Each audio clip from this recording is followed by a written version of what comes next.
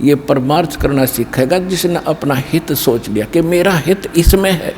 अपने पेट के लिए तो हमारी दादी परदादी मर गए, 100 वर्ष धक्के खा के भटक गए, यो पेट पूरा ना हुआ। और जब हम परमार्थ करेंगे, जब देखना अपना भी हित होगा और पूरे विश्व का भी हित इसी में होगा।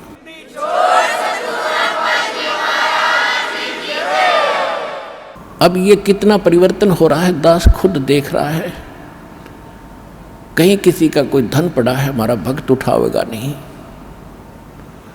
और देख लेता है कि यहाँ किसी और गलत आदमी का हाथ पड़ गया तो वो हानि कर देगा, इसको और नुकसान कराएगा, वो अलग बात है, लेकिन स्वयं प्रयोग नहीं करेगा। एक भक्त बता रहा था कि एक व्यक्ति के कोई जा रहा था, व्यापारी था, उसके 3 लाख रुपए गिर गए, एक थैला था, और मैं पीछे पीछे आ रहा था। मैंने वो थैला उठाया और देखा, किस्मत पैसे हैं भाई। उसको मैं वहीं लेकर खड़ा हो गया, कम 3-4 घंटे में वहीं खड़ा रहा आसपास। और वो आए फिर गाड़ी में, कभी रोके कभी देखे। मैंने उनके पास जाकर कहा, भाई क्या गुम हो गया? जी पैसे गिर गए हमारे। कितने थे भाई? कितने थे? कैसे कैसे नोट थे? कैसे थे? ये थे। अकेले आपका 4 घंटे हो गए मैंने आपकी इंतज़ार करते हैं। और नहीं तो बच्चों, जब भगवान साथ ना होता, दे के काख में और केरा कि जाकर देखो पीछा। तो दास चाहता कि ऐसा जमाना आवे और ये पता चले कि भगत ऐसे होते हैं, और फिर भगवान कितना प्रसन्न होगा आपसे। तो इस प्रकार हमने एक साधु भक्त और साधुता में आना पड़ेगा। हमने मन जीती बनना पड़ेगा। कहे कबीर, और सब दुखी एक संत सुखी मन जीती हो। आप मन जीत के न्यू मन जीता जाएगा भगवान के ज्ञान से। जैसे अज्ञानता में अनजान बालक विष पड़ा हो, चाहे कितना पड़ा हो, पूरा खा जाएगा। और जब उसको पता चल जाएगा विष का एक कण कण भी कहीं गिरा हो और ये पता हो कि ये विष है, उसको छुआ नहीं का, उसको तो मिट्टी में दबाओगा, नीचे कोई और भी ना खा ले। जैसे किरका जहर का रंग होरी हो, कहो कौन तिस खावे राम रंग होरी हो।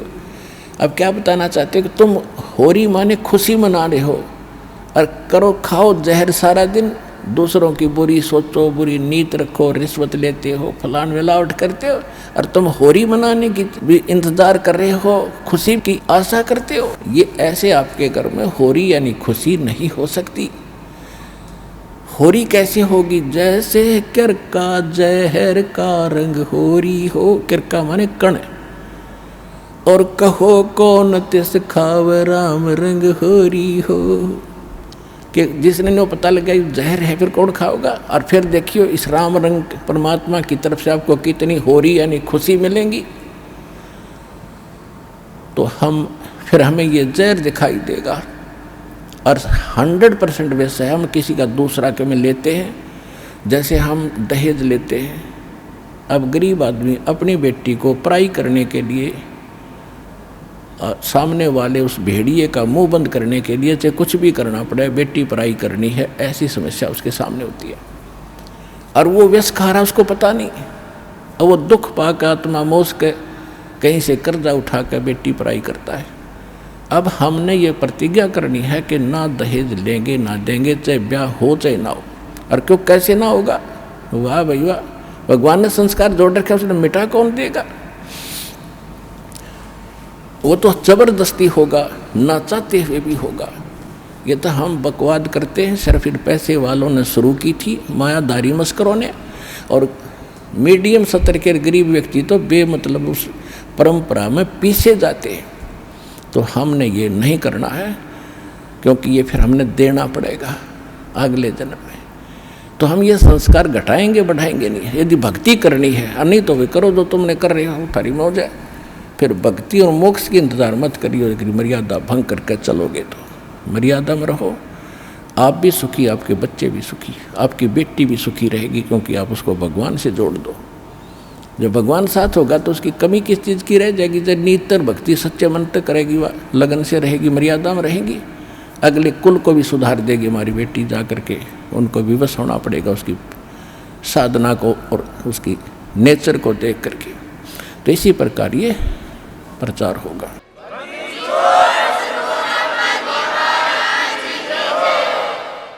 अब जैसे एक समय परमात्मा यही ज्ञान दिया करते जो दास आज दे रहा है, अब दास का पीछा थोड़ा सा छूट गया। इन मूर्ख लोग जो हमारे धर्मगुरु होया करते थे, स्वार्थी टट्टू, पहले पूर्वज हमारे कबीर साहब के पीछे लग रहे थे, हमें बहका दिया करते थे, कबीर साहब झूठ बोल रहे हैं, कबीर जी झूठ बोलते हैं, ये झूठा है, ब्रह्मा विष्णु में इसको ऐसे बताता है। अब यही शुरुआत इस दास के साथ हुई थी, लेकिन परमात्मा ने पहले प्रबंध कर रखा था, आपको शिक्षित किया, और वो शिक्षा आज काम आ गई। इंस्ट्रूमेंट साथ बनवा दिए दास के साथ साथ। अभी ये 2000 के बाद बने सारा, ताकि आप इन सदग्रंथों को खुद समझो, और खुद समझे तो आज मेरे साथ हो गए। संघर्ष छोड़ दिया और ज्ञान का ऊपर संघर्ष खत्म होगा, और आज ये विश्व में फैल रहा है, निर्बाध फैलेगा, क्योंकि यह सच्चाई है, भगवान का वचन है, इसको कोई रोक नहीं सकेगा। अगर इसको कोई रोकने का व्यर्थ प्रयत्न करेगा तो वो अंधा गधा होगा।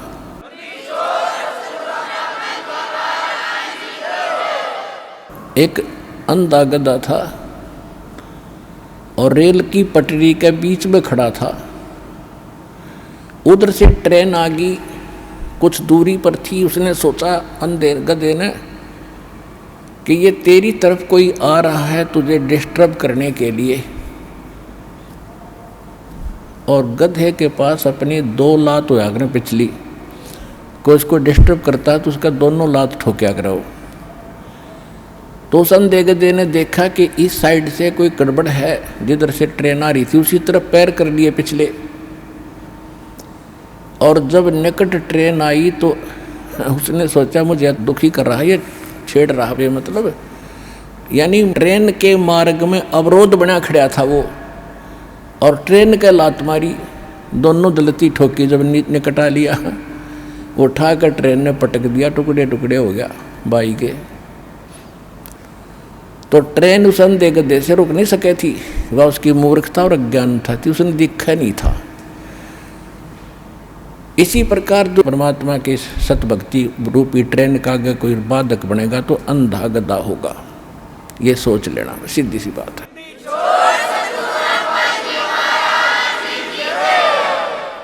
तो पुण्यात्मा हमारे साथ समर्थ है, हमारा उद्देश्य किसी का बुरा करना नहीं है, स्वप्न में भी नहीं सोचते हम किसी का बुरा। हम तो विश्व कल्याण का उद्देश्य लेकर इस मार्ग पर कदम रखा दास ने, मालिक के सहयोग से। उन्हीं का वचन है कि पूरा विश्व में ये ज्ञान फैलेगा, कबीर साहब रहेंगे, सतनाम सब जाप करेंगे, और पूरा विश्व एक होगा। ये सीमाएं देशों की समाप्त हो जाएंगी, टुकड़े में अलग से व्यवस्था अलग बनी रहेगी। हम सब एक परमात्मा के बालक हैं, हिंदू मुस्लिम सिख ईसाई जितने भी प्राणी हैं। जीव हमारी जाति है, मानव धर्म हमारा, हिंदू मुस्लिम सिख ईसाई धर्म नहीं कोई नारा, हमारा ये नारा है, हमारा ये उद्देश्य है। और ये भगवान ने कह रखा है कि ऐसा होगा जब हम भगवान के लिए तो भटक ही रहे हैं, भगवान के लिए हम भिन्न भिन्न बने, कोई ईसाई बना, कोई मुसलमान बना, कोई सिख बना, कोई हिंदू बना, और भगवान जब हमें सामने पिक्चर होगी तो हम भगवान के लिए फिर एक भी बनेंगे, इसने कोई रोक नहीं सकेगा। और शांति होगी, ये आपसी झगड़े खत्म होंगे, धर्म के झगड़े खत्म होंगे, सीमाएं के झगड़े खत्म होंगे। अब जैसे पहले अंग्रेज लोग यहाँ थे, यहाँ से बहुत सा धन ले जाके उन्होंने इंग्लैंड में भर दिया, और वो मर के भारत में गधे बन गए। उनका क्या काम आया वो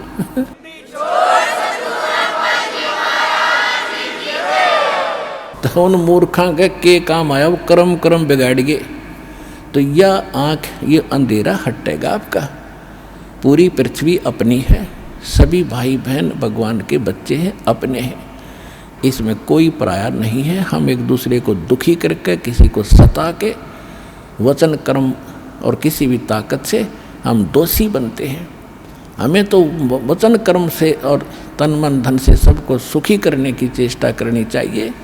कबीर साहब का विधान है, ऐसी बानी बोलिए मन का आपा खोए, औरन को भी शीतल करे आप भी शीतल होए।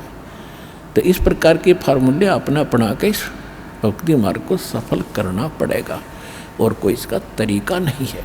पुण्यात्माओं, परमात्मा हमें क्या गाइडलाइन देते हैं? नाम सुमर ले सुकर्म कर ले, कौन जाने कल की खबर नहीं पल की। नाम सुमर ले सुकर्म कर ले, कौन जाने कल की खबर नहीं पल की। बहुत से उदाहरण आपके सामने हैं। एक आंध्र प्रदेश का मुख्यमंत्री हेलीकॉप्टर से दूसरे स्थान पर अपना जलसा करने के लिए, मीटिंग करने के लिए रवाना हुआ। उसकी स्वागत में, उसके आगमन के स्वागत में उसके जो कर्मचारी अधिकारी और उसके साथी उसे लाभ लेने के चक्कर में कि ये जो खुदा मान रखा था उन्हें, उसके लिए फूलों के हार लिए खड़े, उसके लिए बड़ी बड़ी स्टेज लगा रखी और खाने के लिए व्यवस्था कर रखी। हेलीकॉप्टर क्रैश हो गया और जंगल में गिर गया।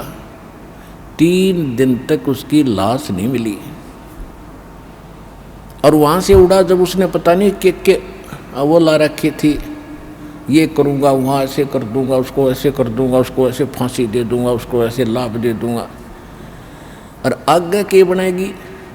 फिर पीछे तू पशुआ की जे गद्दा बैल बनाई, ये 56 भोग कहाँ मन भोरे है कित कुरनी चरने जाई।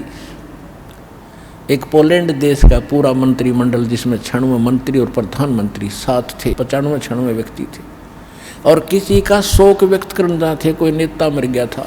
एक के जहाज में सारे बैठ गए और उस समय क्रैश हो गया, दुर्घटनाग्रस्त हो गया, सारे मर गए 1 सेकंड में।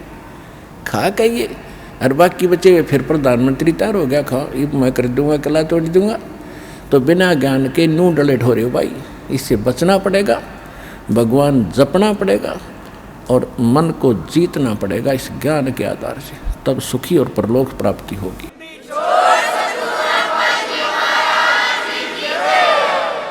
नाम सुमर ले सुकर्म कर ले, कौन जाने कल की खबर नहीं एक पल की।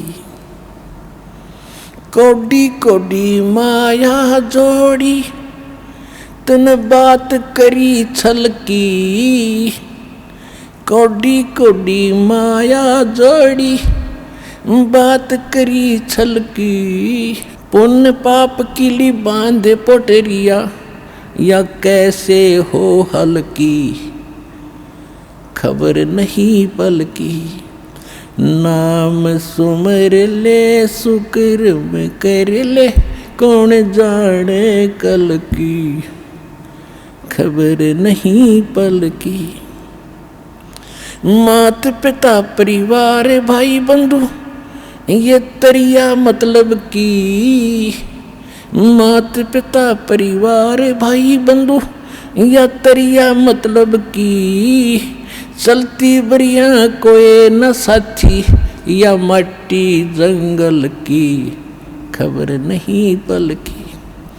नाम सुमर ले सुकर्म कर ले, कौन जाने कल की खबर नहीं पल की। तारों बीच चंद्रमा जो झलके, तेरी महिमा जला झलकी। जैसे कोई नेता बन गया है, कोई अधिकारी कर्मचारी, कोई इंजीनियर, डॉक्टर, जज और कोई मंत्री, प्रधानमंत्री बना हुआ है। आज कहते हैं आप ऐसे चमक रहे हो इन अन्य नागरिकों में जैसे चंद्रमा तारों के बीच में शोभा पाता है। और यदि आप जी ने भक्ति नहीं करी तो क्या होगा।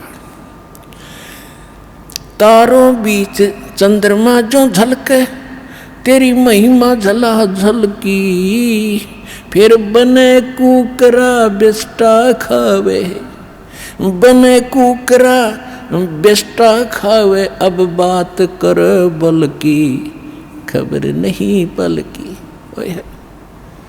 कहते फिर कुत्ता बनकर टट्टी खागा, अब तू ताकत दिखा रहा है अपने पद की या कोई और किसी कारण से, भूल गया तू भगवान के विधान को।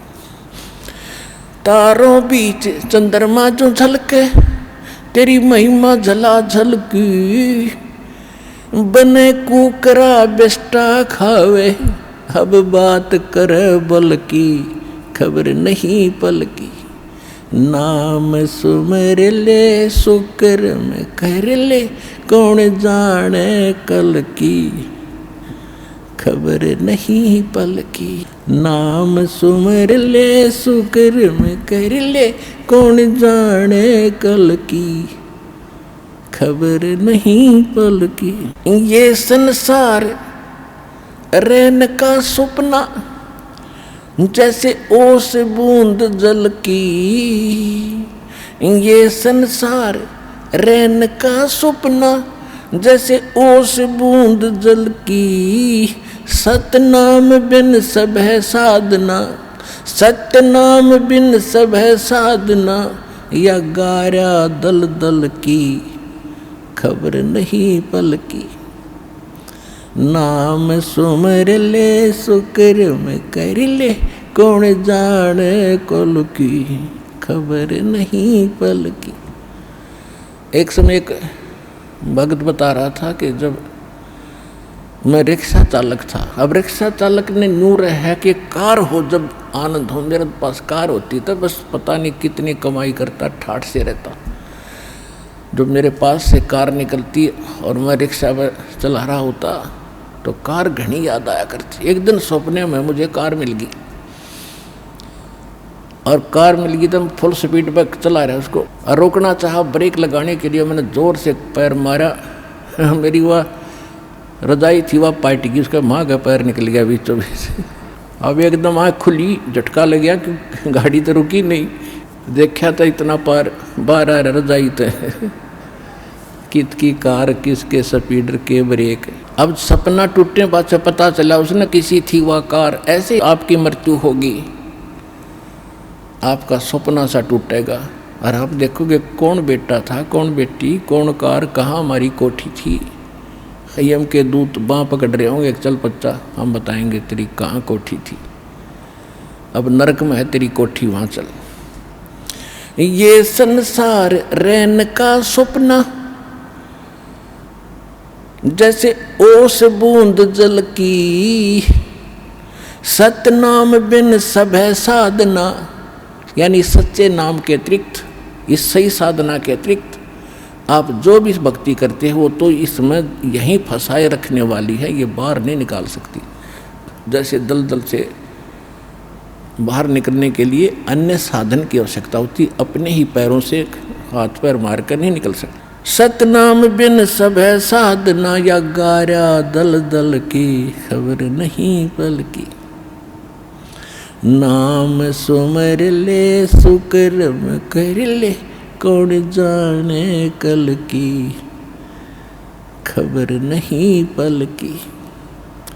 अंत समय जब चले अकेला, तेरे आंसू ने ढल की। अंत समय जब चले अकेला, तेरे आंसू ने ढल की। कहे कबीर शरण गह मेरी, कहे कबीर शरण गह मेरी, हो रक्षा जल थल की, खबर नहीं पल की। अब क्या बताते हैं, परमात्मा याद दिलाते 100 बार हमें झंझोड़ रहे इस आत्मा को, रख तू कहाँ के क्या कर रहा है, भली आत्मा तू कर क्या रही है, तूने करना क्या चाहिए था। कहते हैं इस भरे पूरे परिवार को जिस दिन तू छोड़ कर जागा तो टक्कर मार कर रोएगा। कहते हिड़की दे दे रोएगी सुरता जब तू चल लेगी अकेली, तेरे साथ कोई नहीं जाएगा, ना तेरे साथ कोई आया था। ये तो काल का संस्कार बस ये जुगाड़ जुड़ रहा है। तो इसके लिए भगवान की भक्ति करेंगे तो हमें ये कुछ भी याद नहीं आएगा, हम ऐसे ऐसे जाएंगे जैसे हमें कुछ मालूम ही नहीं कि हम मर रहे हैं। हम यहाँ ये मिट्टी छोड़ देंगे तो कौचली है, जैसे सर्प कौचली छोड़ जाता, सर्प तो अलग है, वह कौचली तो और नरी है उसके पास। तो इसी प्रकार हमारी इस बॉडी के अंदर और बॉडी है जो ओरिजिनल है, और इस मिट्टी वाली से उसके अंदर हमने वह शक्ति पैदा करनी है। जो पाप करते वो पाप इकट्ठे हो जाएंगे, पुण्य और भक्ति करेंगे वो भक्ति से उसमें ताकत आ जाएगी। उसके कारण फिर हम चलते समय हमें कुछ भी याद नहीं आओगे, 1 सेकंड में ऊपर पाओगे बैठे। और यदि हम भक्ति नहीं करते हैं और फिर याद करते हैं, ओहो ये रह गया वो रह गया, फिर मृत्यु के बाद वहीं कुत्ते गधे बनकर वहीं घूम रहे होते उन्हीं गलियों में, और अपने परिवार के सदस्यों के लठ खा रहे होते। तो इस प्रकार हमने ये क्या बताना चाहते हैं कि अंत समय जब चले अकेला फिर रोएगा तू कि मेरा कुछ भी नहीं रहा, मेरे साथ कोई चल नहीं रहा, ये क्या बनी। और परमात्मा कहते मैं रोज बताया करता, प्रतिदिन यही सब समझाया करता, तेरा साथी कोई नहीं है, तेरा साथी मैं हूँ, मुझे तू भूल चुका है। तेरा यहाँ भी जो संस्कार है बच्चों का, परिवार का, माता पिता भाई बहन पति पत्नी का, इसने भी मैं सेट करवाऊँगा, थोड़ा सुलझेड़ा करवाऊँगा, तुम्हारा इस संस्कार को ढंग से निमटवा दूंगा सबका जो मेरी शरण में आगे, और फिर सारा न मोक्ष कर दूंगा। अब कहते हैं कह कबीर शरण गह मेरी हो रक्षा जल थल की। दास ने आपको एक दिन और बताया था, एक माई अपने दोते को लिए खड़ी यहाँ मिलने के लिए, 1.5 महीना हो गया, और वो लड़का होगा ज़्यादा से ज़्यादा 1 वर्ष का, 1.5 वर्ष का। वो क्या बता रही थी कि एक बड़ा बाल्टी थी, उस बाल्टी में चढ़ गया, नो मतलब बच्चा चढ़ता चढ़ता भरी थी पानी बाल्टी की, मुँह गिर गया। और हम कहीं बातें कर रहे थे, काम कर रहे थे। 4 घंटे के बाद वो बच्चा संभाला, मरा पाया। मेरा जो दामाद और मेरी बेटी सत्संग सुना करते, आपका नाम नहीं ले रहे थे, और उसमें भक्तों के चमत्कार ऐसी ऐसी लीला सुनकर वो गदगद हो रहे थे कि भाई। तो उस दिन उसके पिता ने यह पुकार करी थी, अगर भगवान जब सब कह रहे हैं और धरती पर भगवान है तो आज मेरा बालक जिंदा हो जाए। नो टक्कर मारी और 4 घंटे पानी में मुँह पर बालक दस मतलब है निबोड़ के सांस आ जा। और काफ़ी देर वो बाहर भी रख लिया था। जब वो उसका पिता आया, जब उसने ये पुकार करी, 2 सेकंड में बच्चे ने हिचकी ली और ऐसे आँख खुल गई। बोल सतगुरुदेव के।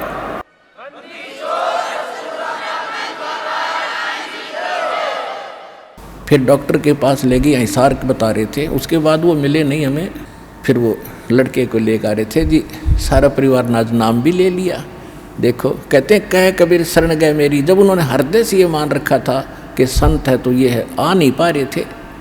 अब यहाँ लाने का तरीका भी उन्होंने अपनाना पड़ा। अब जैसे इस काल ने के कर रखा अपने साथ, यूँ यहाँ नहीं आने देता और बाकी कितने ले जाए इसने।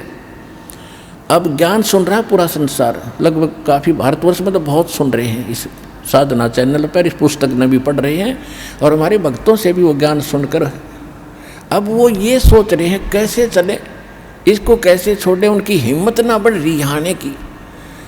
अब हमें एक बात याद आवा, छोटा जब दास पढ़ा करता 4वीं 5वीं कक्षा में, और जिस दिन स्कूल में टीचर ना आते, वो क्लास के बालक, एक तालाब था, उस तालाब पर स्नान करने भाग जाया करते। दिन में हम भी चले जाते थे।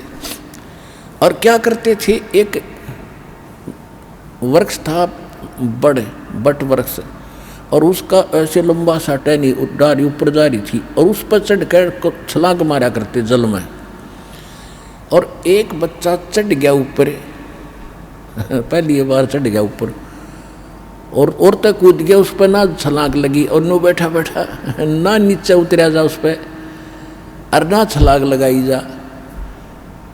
नो वो और तक कह रहे लगा दे छलांग, कुछ ना मैं ना हूँ। क्या हुआ कि एक बंदर का डले मार रहे थे दूसरी साइड में, और बच्चे वो भागता भागता उसी पेड़ पर चढ़ गया और उसी टहनी पर चढ़ गया। उसने देखा बंदर आ गया, वो फटते ही कूद दिया उसमें, उस तालाब में छलांग मार गया वो लड़का उस बंदर के डरते।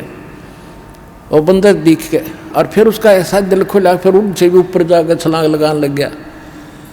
तब ये बैठे हैं सारे नुब सुन कर कुकर चल रहे हैं, ये बंदर भी भगवान दिखाओगा इन्हें। जब आऊँ गड़ा बाजे।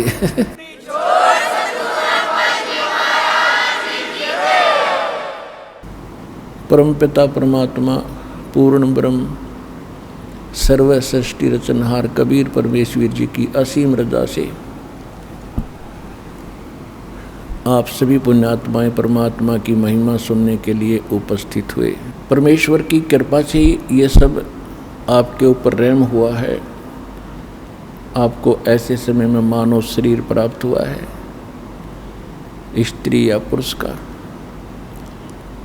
और पिछले संस्कार से ही आपके अंदर परमात्मा पाने की प्रेरणा प्रबल रही है। बचपन से ही आप कोई ना कोई साधना कर ही रहे थे। तो जो साधना कर रहे थे हम उसको सही मानकर ही कर रहे थे। जब तक हमें ओरिजिनल और डुप्लीकेट का ज्ञान नहीं होता तब तक हम डुप्लीकेट नोट को भी छुपा कर सीने से लगा कर रखते हैं। और जिस समय हमें कोई ज्ञान करा देता है नकली और असली दोनों साथ साथ रख के, तो फिर हम दुख तो बहुत होता है कि मैं ठगा गया और नकली नोट लिए फिर रहा था, लेकिन उसका अब कोई यूज नहीं, उसको फेंकना ही पड़ता है। तो पुण्यात्माओं, जो साधनाएं हम कर रहे थे वो शास्त्र विधि त्याग करके मनमाना आचरण था। श्रीमद् भगवत गीता अध्याय नंबर 16 के श्लोक 23 और 24 में स्पष्ट किया है हमारे सदग्रंथों में परमात्मा ने कि शास्त्र विधि को त्याग कर जो मनमाना आचरण करते हैं, मनमानी पूजाएं करते हैं, मनमाने मंत्र जाप करते हैं, उनको न तो कोई सुख होता है, न उनकी कोई सिद्धि प्राप्त होती है, न ही उनकी परम गति होती है। और हम परमात्मा की साधना भक्ति इन 3 कामों के लिए ही करते हैं। हमें या सुख हो, हमें ऐसी ताकत मिले, सिद्धि मिले जिससे हम अपने लोक जा सकें और परम गति हो। इसलिए गीता अध्याय नंबर 16 के श्लोक नंबर 24 में तुरंत कहा कि अर्जुन, कर्तव्य और अकर्तव्य की व्यवस्था में कौन सी साधना करनी चाहिए, कौन सी ना करनी चाहिए, इसके लिए सदग्रंथों को ही प्रमाण मानना, किसी की दंत कथा पर विश्वास मत करना। तो पुण्यात्माओं, परमात्मा स्वयं आते हैं यथार्थ ज्ञान देने के लिए, क्योंकि जो सदग्रंथ हैं वो गॉड गिवन है। कौन से सदग्रंथ? पवित्र सूक्ष्म वेद जो भगवान स्वयं आकर बोलते हैं, और पवित्र 4 वेद सूक्ष्म वेद के अंदर वो तो कंप्लीट इन ऑल रिस्पेक्ट है, ऑल इन वन है, जिसमें 4 वेदों वाला भी ज्ञान है, श्रीमद् भगवत गीता का भी ज्ञान है, और जिसके अंदर इन पुराणों का भी निष्कर्ष है कि ब्रह्मा विष्णु महेश की क्या स्थिति है, ये अजर अमर हैं या नहीं हैं, इनकी जन्म मृत्यु होती है या नहीं है, इनके माता पिता हैं या नहीं है। तो ये भी सूक्ष्म वेद के अंदर, यानी सभी ग्रंथों का वो तो सार है, उसके अंदर सब ग्रंथ है। फिर भी हम एक विशेष प्रचलन हमारे पास रहा है, विशेषकर पवित्र 4 वेदों का, पवित्र श्रीमद् भगवत गीता का, पवित्र पुराणों का। तो इनमें जो पवित्र 4 वेद और पवित्र श्रीमद् भगवत गीता है, ये गॉड गिवन स्पिरिचुअल नॉलेज है, और परमात्मा के दिए ज्ञान को परमात्मा ही समझ सकता है या समझा सकता है। तो स्वयं परमात्मा आते हैं तभी यथार्थ ज्ञान कराते हैं। उस परमेश्वर ने यहाँ के इन वेदों से कोई लेना देना नहीं होता, ना इस गीता से, ना उन पुराणों से, क्योंकि उस परमात्मा का ही दिया हुआ वो ज्ञान है, और इसलिए वो अपना सारा ज्ञान हमारे लिए स्वयं आकर के पुनः बताते हैं। और इन वेदों को और गीता को हम एक बहुत ही अच्छे ऑथेंटिक सत्य ज्ञान युक्त मानते रहे हैं हम हिंदू धर्म के सभी पुण्यात्माएं। तो इन वेदों और गीता को समझना कोई जीव के बस की बात नहीं। ये तो परमात्मा बुद्धि देता है अपने कृपा पात्र को, तब ये वेद और गीता समझ में आती है। आज तक ये वेद और गीता न तो श्री ब्रह्मा का, न विष्णु जी का, न शिव जी का, किसी का समझ में नहीं आई। और न ही इन ऋषि महर्षियों को, even writer of the Vedas and Gita and Puranas Shri Ved Vyas ji, ये भी इन सदग्रंथों से अपरिचित थे, इनके ज्ञान से अपरिचित थे। अब ये बात अगर 100 साल पहले कोई कहता, 200 वर्ष पहले कोई कहता तो बहुत बुरी लगती और ना जाने कितना विरोध होता। यही बातें परमात्मा ने 600 वर्ष पहले कहा था। परमात्मा के साथ कितना संघर्ष और विरोध हुआ था, और उसी ने दास को ज्ञान दिया, और दास ने ये आज से 20 वर्ष पहले कहना शुरू किया था। और दास के साथ कितना संघर्ष हुआ ये सर्वविदित है। 21 महीने जेल भी झूठे केस में दास ने रहना पड़ा। साथ में आपके भाई बहन जो हमारे साथ संघर्ष कर रहे थे, आपके भाई पहले से लगे थे, इस ज्ञान से परिचित थे, उन्होंने भी बहुत संघर्ष किया इस ज्ञान को आप तक पहुंचाने के लिए।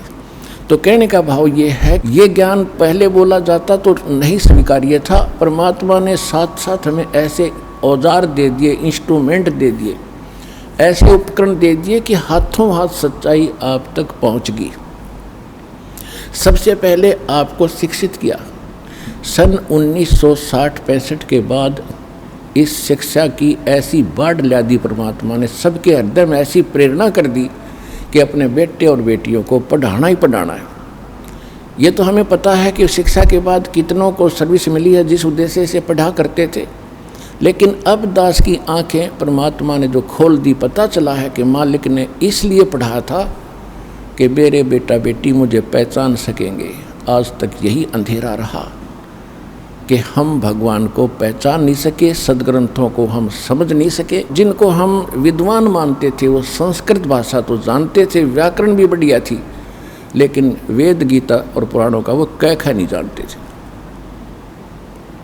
तो पुण्यात्माओं, सौभाग्य आपका, ये सारा खेल भगवान कर रहे, कबीर भगवान आपके लिए। हमारी बुद्धि तो बाद में काम करेगी कि परमात्मा ने ये लीला क्यों की थी। आज देख लो पढ़ाई के ऊपर कितना न्योछावर हो रहे हैं। सब परिवार अपने बेटा बेटियों को ट्यूशन लगवाते हैं, और जो भी होमवर्क टास्क वर्क किसी तरह कराना पड़े, कितनी कॉस्टली पढ़ाई बना दी, पढ़ाते ही पढ़ाते। और ये हमें मालूम है कि 10% ही पढ़ाई का जिस उद्देश्य से पढ़ रहे हैं वो लाभ उठाते, 90% अपना दैनिक कार्य ही कर रहे हैं। तो इसलिए हमें परमात्मा ने शिक्षित किया कि आप भगवान को पहचान के और भक्ति करके इस दीर्घ रोग का नाश करवा लोगे, फिर सदा सुखी होगे। असली पढ़ाई तो अब शुरू होगी आपकी, जो दास पढ़ा रहा है। ये शिक्षा आपका यहाँ भी काम आएगी और परलोक भी सुधरेगा, सतलोक चले जाओगे तो सदा सुखी रहोगे।